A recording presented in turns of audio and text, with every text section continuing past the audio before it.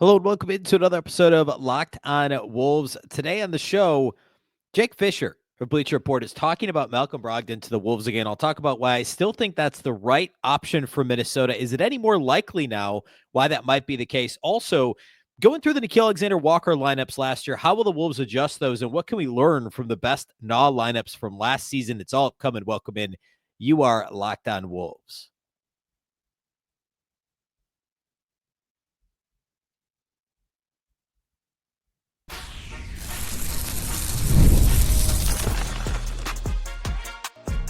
You are Locked On Timberwolves, your daily Minnesota Timberwolves podcast. Part of the Locked On Podcast Network, your team every day.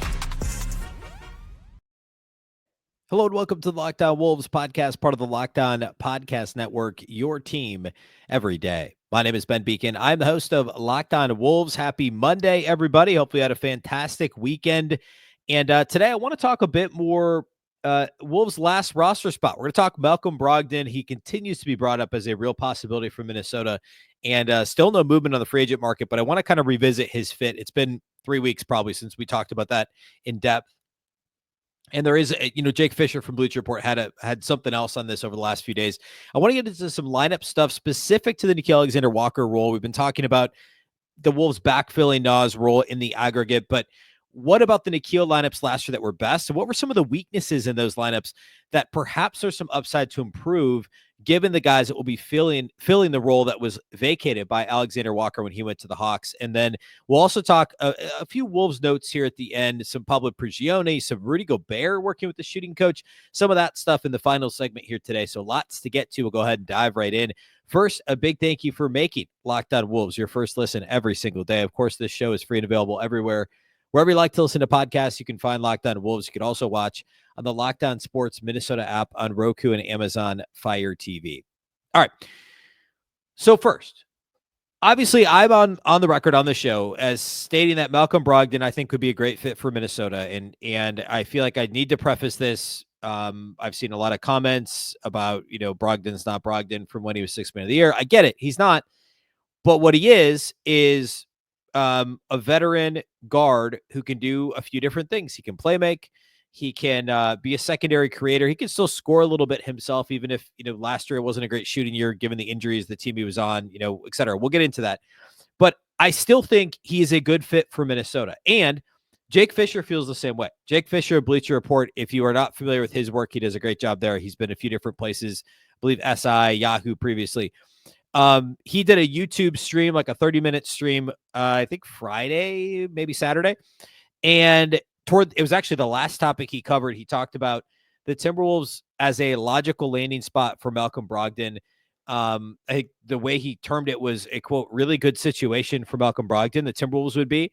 And he also said the Wolves are a situation that Brogdon has been monitoring and one that the Wolves have checked in on. He also goes on to say he's not predicting this, but that he does think it's a good situation. I think he even says the best situation for Malcolm Brogdon.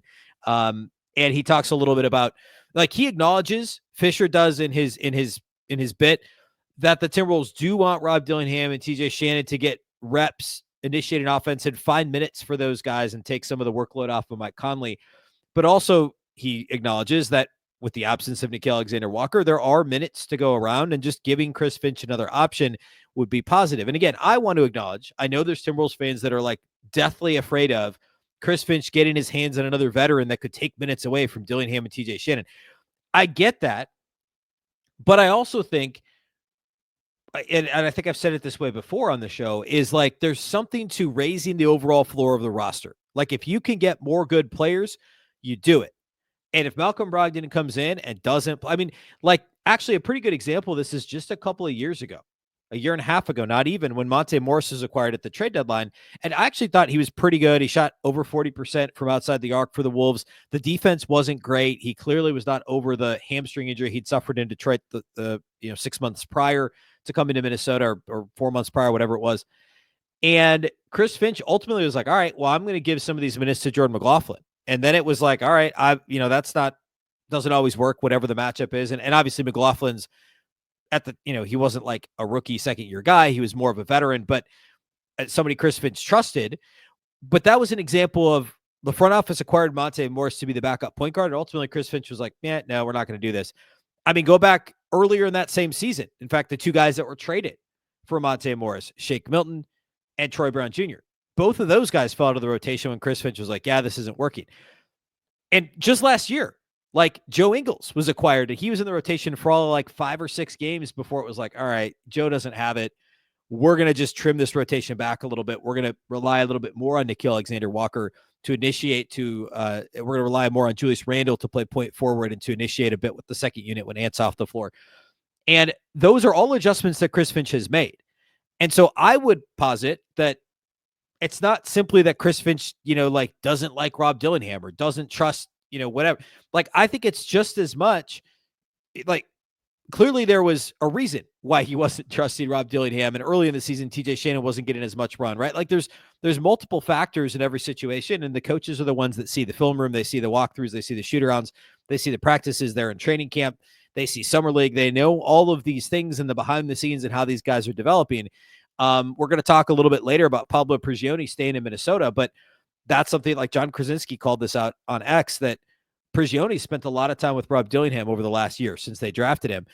Like the Wolves are invested in developing Rob Dillingham. I don't think them signing a 32-year-old, been hurt a lot the last 2 or 3 years, Malcolm Brogdon, is necessarily going to get in the way of developing Rob Dillingham and by extension also then TJ Shannon. Although I would argue if they sign Brogdon, given what we saw from TJ Shannon in Summer League and given what we think we know about what the Wolves think about TJ Shannon as a player, I don't know that TJ Shannon would need to worry about losing minutes to Malcolm Brogdon either. So, I think what Malcolm Brogdon would bring to the table is another veteran creator that you could trust. Yes, he's only played in 63 games, I think, over the last 2 years. He's been hurt a lot. The Portland year, he was still recovering from the injury that he had in Boston, and Portland wasn't a competitive team 2 years ago. In 39 games, he still averaged 16 points a game. He still shot 41% from three. The defense obviously started to slide, but again, not a competitive team. Last year, he wasn't even that good. He really struggled in just 24 games. We're talking a quarter of a season, barely a quarter of a season with Washington, a really non-competitive team. And the three-point shot was awful. There probably wasn't a whole lot of motivation there on the part of Brogdon. I mean, there wasn't motivation on the part of the Wizards as a whole. So, like, I get it. So all that to say, like, the only real concern for me, yeah, he's going to be 33 this year. He turns 33 in December, and he's been hurt a bunch. But I think when he plays, like, if you're really worried about those 24 games with Washington last year, I guess fine, be worried about that. But I would say the body of work for him, even still just 2 years ago with Portland in a half season, scoring 16 a game on a bad team and shooting 41% from three. And even though the defense has slid a little bit, by the way, it's not like he was ever like an all-world defender. He was very good in his prime defensively. Wasn't that the last couple of years? But given the scheme the Wolves, or given being part of a much better defensive machine than Portland and Washington in the last 2 years, having Rudy Gobert in the paint and just the motivation factor, I think Malcolm Brogdon would bring a lot more to the table. As a passer as well, he could play point guard. He could play off the ball.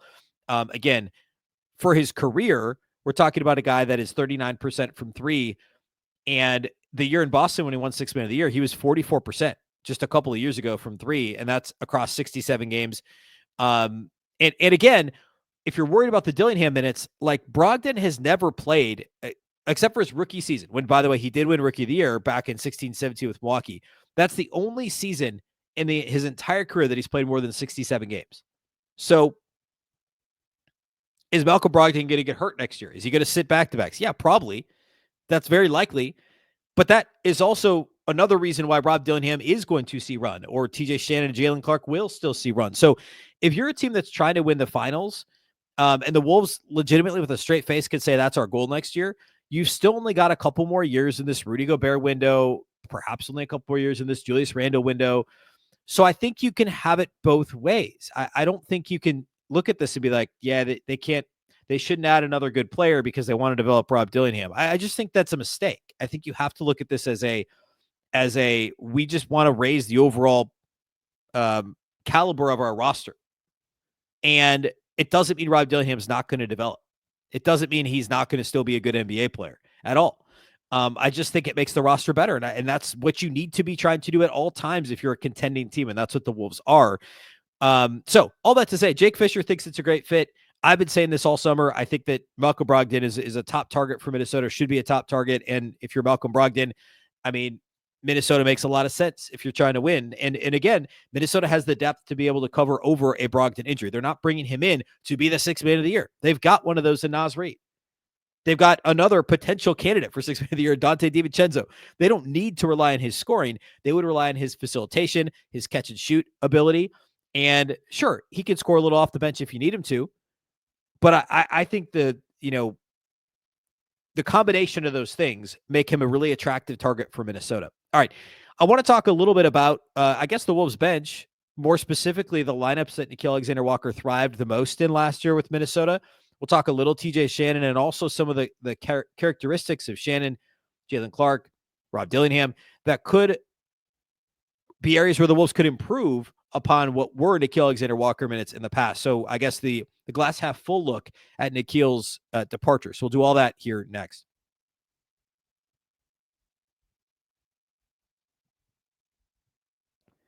Today's episode of Locked On Wolves is brought to us by our new friends at 5 Hour Energy. Time to fuel up and turn it up with 5 Hour Energy Transfusion. It brings the bold grape, ginger, and lime flavor of your favorite golf drink, minus the alcohol, of course, into a quick, energizing shot. Whether you're sinking birdies or just making memories with friends this summer, this one is a hole-in-one for your energy game. Let's be honest, some days on the course or off of it, you just need that extra boost to stay sharp and organized. If you're a golfer, this is a great thing. This is a great thing for you to partake in if you're going to go golf. Maybe you just need a little bit of a boost. You want to make a wild shot when you're out there on the course with your buddies this summer. Look, golf is all about good times with good people and good flavors. Of course, the grape ginger lime flavor gives you the best parts of your clubhouse go-to without chasing down the bev cart. If you go to 5hourenergy.com today, it's the number 5hourenergy.com. You can use my promo code LOCKEDONGOLF to receive 20% off your order. This offer is only valid until September 30th on one order and cannot be used with other promotions.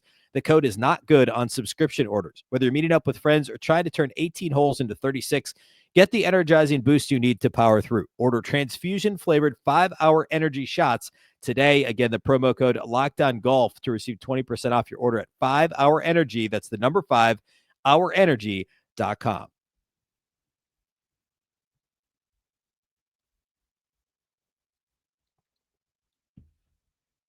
Okay, so last season, the Timberwolves Nickeil Alexander-Walker lineups, when Nickeil was on the floor, this is according to Cleaning the Glass, they had overall, they were an 81st percentile unit with Nickeil on the floor, plus 6.2. The offense was a 72nd percentile unit with Nickeil. The defense was 81st percentile. However, the most used lineup with Nickeil Alexander-Walker was with Anthony Edwards, Dante DiVincenzo, Julius Randle, Naz Reid. So no Rudy on the floor. And importantly, no Mike Conley. So that was essentially an Ant, DiVincenzo, Alexander-Walker kind of splitting point guard duties. Those lineups were 75th percentile offensively. 95th percentile offensively, but just 21st percentile defensively. Now, a big part of that is because Rudy's off the floor and you had Naz and Julius in the front court.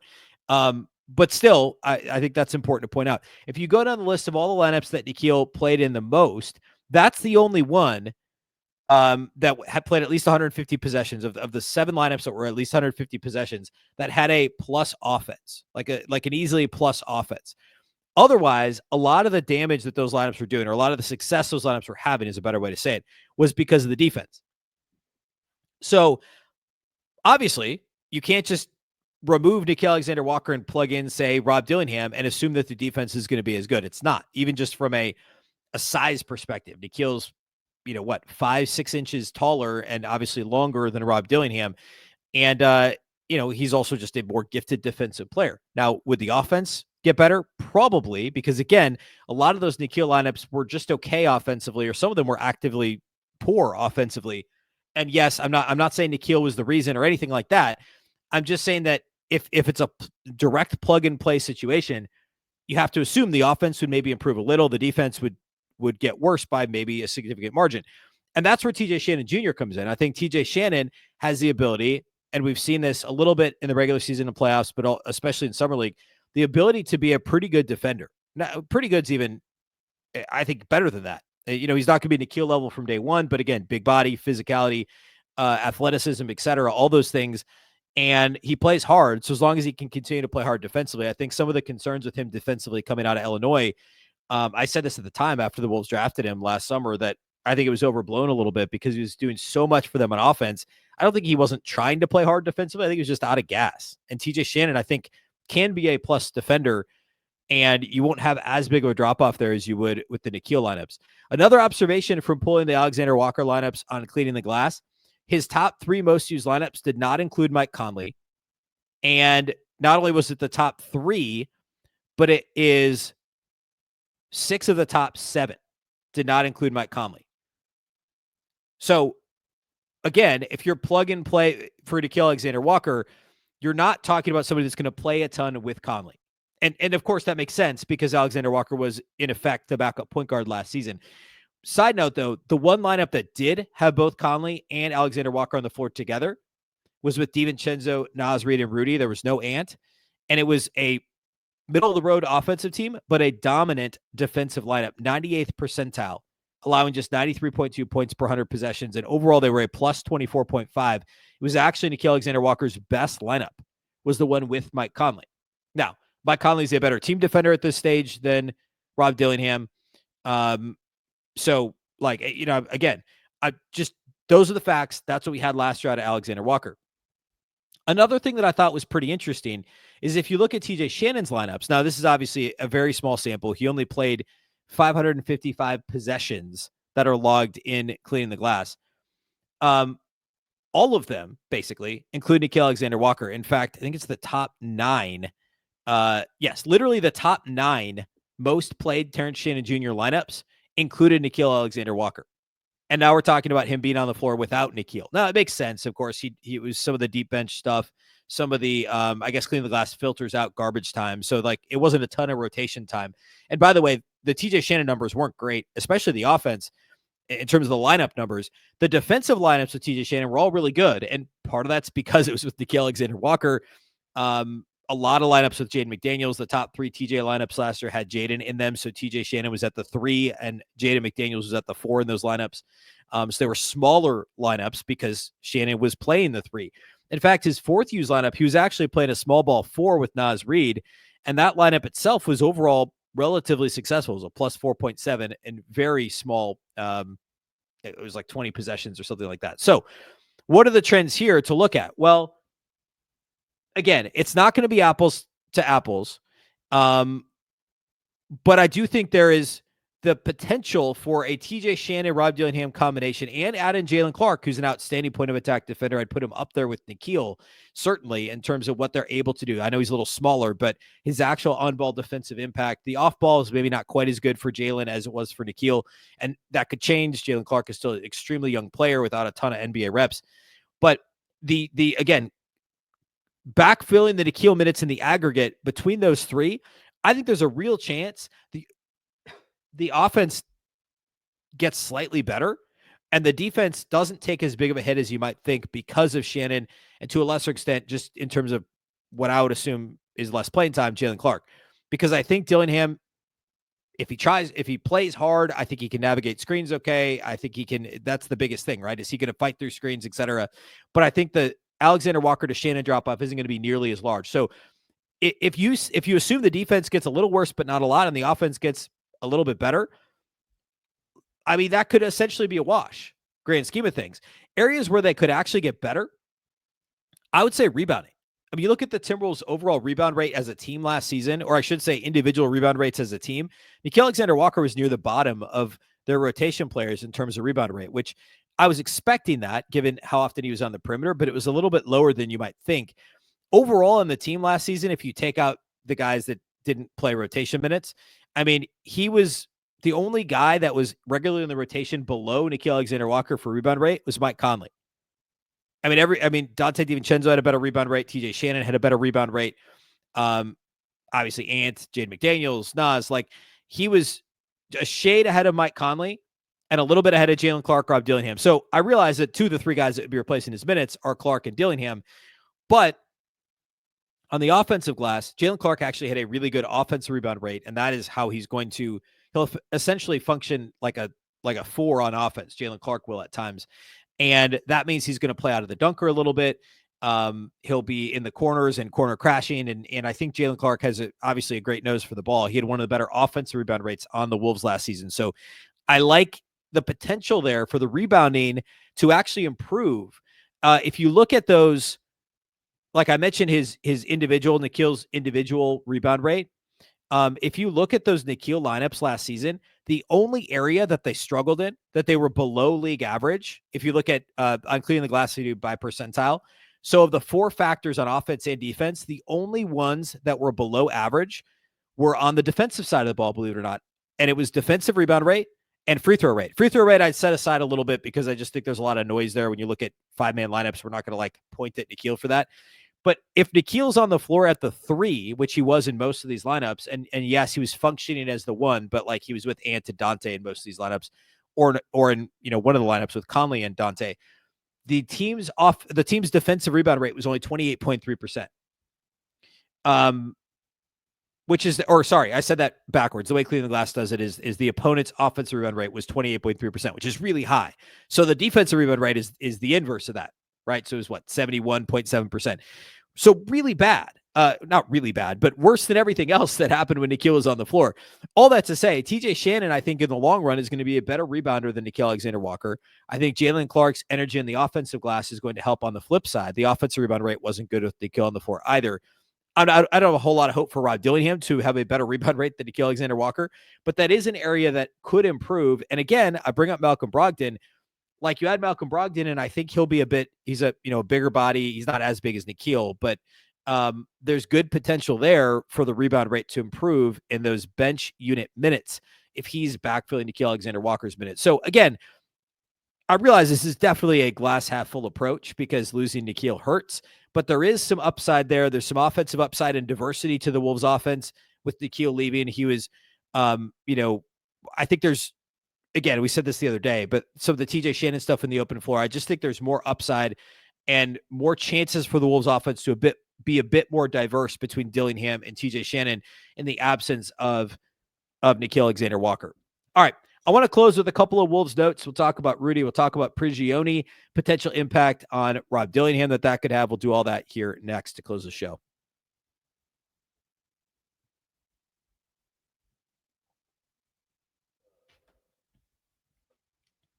All right, one of the notes we talked about, I think on Friday's show, was Pablo Prigioni interviewing for a job with the New York Knicks to potentially be on Mike Brown's staff there.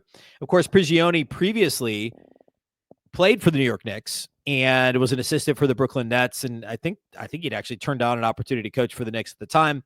Prigioni, the Wolves granted him permission to interview with the Knicks for an assistant job, and we don't know whether or not he was actually offered, but I would assume he was, but the reporting out of Ian Begley of SNY TV in New York was that Prigioni decided to remain with the Wolves. I mentioned earlier in the show, John Krasinski of The Athletic had mentioned that Prigioni spends a lot of time working closely with Rob Dillingham.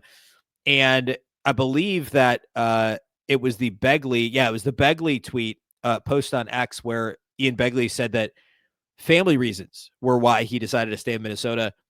I mean, he's been in Minnesota since 2019, 2020. I mean, he was hired to be on Ryan Saunders' staff. So before the COVID, 6 years. So if his family's been in Minnesota for that long, I mean, do you want to uproot him and move him to New York? Obviously both teams are conference finals teams, but there's continuity with the Timberwolves staff, with Chris Finch, the Wolves front office, and with the players. And who knows what else in terms of behind the scenes went on. I don't know. Who knows whether or not he got additional incentives or bonuses or raises or whatever to stay. But the Wolves obviously wanted him to stay, but wanted to do right by Prigioni and give him the opportunity to interview for a potentially, who knows, what could have been a better role or an upgraded role in New York. But ultimately, he's going to stay in Minnesota. I do think that's really big for, again, continuity's sake. They are losing, I think it's Elston Turner. Apologies if I have that wrong. There's at least one assistant who's leaving the Timberwolves this year and go into another Western Conference team, and I'm blanking on who it is. But there will be some coaching staff turnover. We typically get those announcements in late August, early September in terms of what the coaching staff will look like for the upcoming season. But, for the most part, the staff's going to stay the same. It's a back-to-back conference finals team. The Timberwolves, want Prigioni to continue working with Rob Dillingham. And again, I go back to what I said in the first segment. Regardless of what the Wolves do at their final couple roster spots, it doesn't mean that they're giving up on Rob Dillingham after one season. They are a finals contender. They are a championship contender and need to improve their roster. And obviously, they're still invested in the growth and development of Rob Dillingham, and Prigioni is a really big part of that. Another interesting note, this was, let's see, who reported this? This is related to Rudy Gobert. He is working with a shooting coach, Chris Matthews, who is a sharpshooting guard in college. And Chris Matthews actually Chris Matthews himself posted this online. He's worked with Anthony Davis, Domantas Sabonis, Bobby Portis, Dwight Howard. And in Matthews' social media posts, his actual words, he said 5 guys who are dominant from 15 feet and in, talking about Davis, Sabonis, Portis, and Dwight Howard. Quibble with dominant from 15 feet with some of those guys. But the point is, Gobert is trying to improve his offensive game, and he was not good within 14 feet. He only attempted 6 shots outside of 14 feet and missed all of them.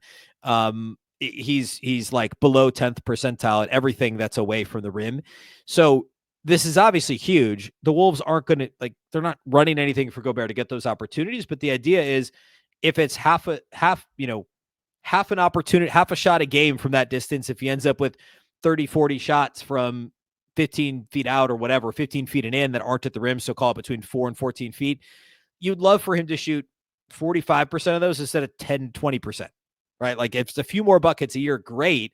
Teams are going to make him make the shot. The Wolves aren't going to call plays for him to get the ball in that situation. But you think about him on the short roll, to add another tool to the toolbox, where typically Gobert on the short roll is catching and kicking, and he's pretty good at it at the free throw line.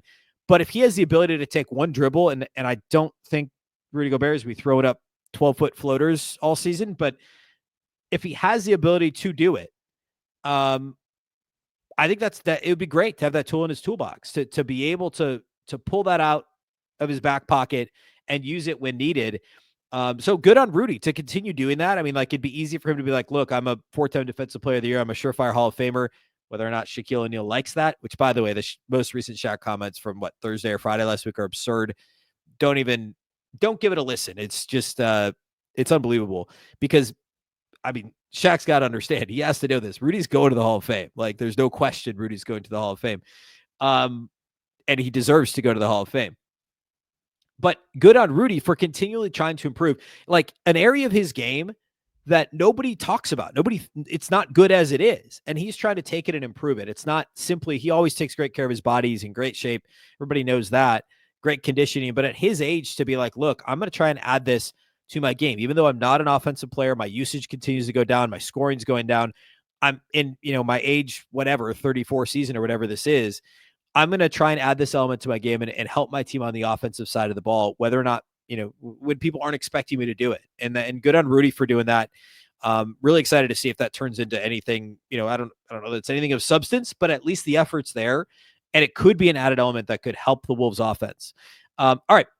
That's all I got for you today. A reminder, we are still daily. We'll be daily. I think every day this week we'll have a show. And then next week, we'll probably scale it back to 3 or 4 shows, not go every day throughout the month of August, but we'll be back tomorrow. We're going to look through, we're actually going to be voting on a Locked On NBA top 100 players. So I'll talk a bit about my selections in the top 100 over the next few days. Wolves players that should appear in the top 100. So that'll be one of the things we talk about here soon. And we're still, of course, waiting for more free agency news related to the Wolves. So lots upcoming this week here at Locked On Wolves. A big thank you once again for making Locked On Wolves your first listen. Of course, you can find it anywhere. You can also watch on YouTube and watch on the Locked On Sports Minnesota app on both Roku and Amazon at Fire TV. And a reminder that you can make your second listen to the Locked On NBA show.